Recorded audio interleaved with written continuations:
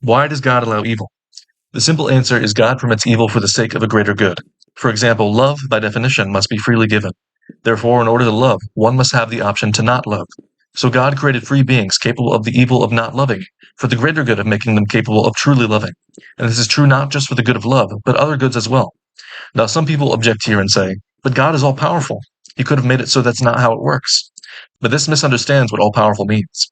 God is all powerful, yes, but he cannot do logically impossible things. This is not because he lacks any power in himself, but rather because logically impossible things are not things at all to begin with. A free being that is not free, a square circle, a married bachelor, these are all logically impossible things. But really, they are just gibberish word salads. The phrases have no meaning. They're not really things to begin with. There's not even an idea of a free being that is not free. So God cannot create beings free to love that are also not free to not love, because it's just gibberish. It's like complaining that God cannot bingle bobble booble. He can't bingle boogle because those words have no meaning. So God permits evil for the sake of a greater good.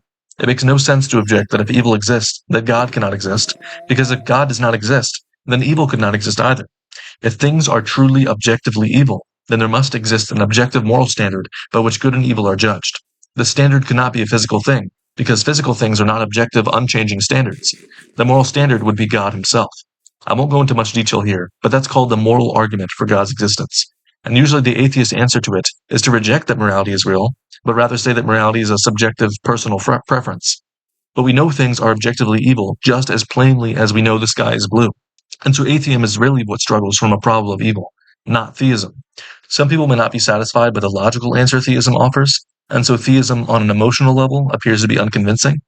I mean, it is a hard pill to swallow that God allows evils like little girls being essayed for the sake of a greater good. But actually think about this. There are only two options. Either God does exist, and every evil that is committed will be justified, every wrong will be made right, and justice and mercy will win in the end. Or God does not exist, and every evil that is committed will not be justified, will not be made right, and evil people live comfortably in this life and die, while the victims suffer in this life, then die the same fate as the wicked. Injustice and death would win in the end under this view.